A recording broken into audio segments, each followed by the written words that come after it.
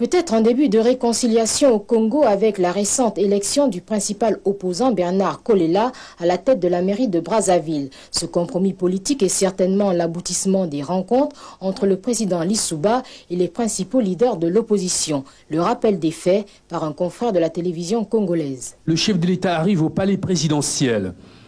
Dans la salle des banquets, les interlocuteurs sont rangés. Ils sont tous là. Tous les dirigeants de l'opposition, face au président de la République, on n'avait pas vu cela depuis plusieurs mois. Bernard Kolela, visiblement souriant, paraît avoir le pied sur l'étrier avec ses partenaires qui ont répondu présents au grand complet ou presque. Tisser Tikaya, Ambroise Noumazalaï, Pierre Nzé et autres pour écouter le message du président de l'exécutif congolais. Les aspects protocolaires sont bien huilés. Pascal Lissouba seul à la parole. Au menu, un récit complet de son long périple qu'il a conduit 21 jours durant en Afrique du Sud, au Kenya, en Thaïlande, en Chine et en Éthiopie. La salle silencieuse le suit jusqu'au bout. Pascal Lissouba se sert parfois de quelques boutades pour rendre compte de l'aventure technologique en Afrique du Sud et du miracle chinois qui s'appuie entre autres sur le monde paysan. Quelques minutes plus tard, les regards se figent davantage sur lui. Lorsqu'il touche le poteau rose, il évoque le dysfonctionnement du système politique congolais, non sans comparaison avec la constitution centriste de l'Afrique du Sud. Le président de la République s'y attarde d'ailleurs longuement. L'allusion nette et cousue de fil blanc, la poignée de main au chef de l'opposition est rassurante.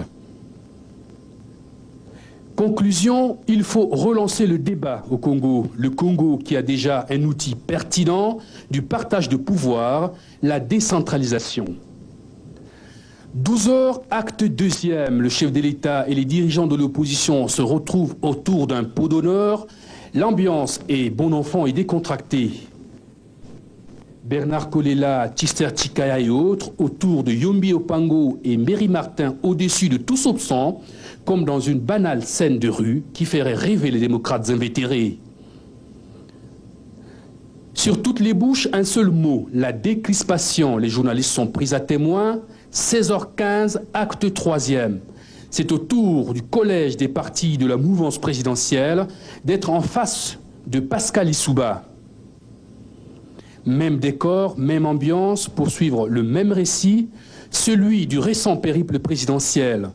L'interpellation est un peu plus accentuée. La démocratie suppose une sorte de loi des reins de la concurrence. Les règles du jeu devront tenir compte des valeurs intrinsèques de la nation et les orientations éclairées des institutions de Bretton Woods, avec ce qui devrait être les lignes forces de l'économie congolaise.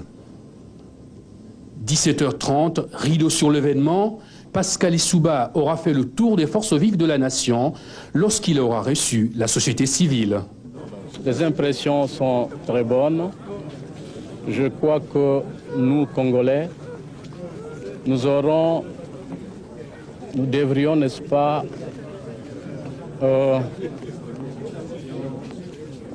nous arrêter et réfléchir sur les enseignements positifs que le chef de l'État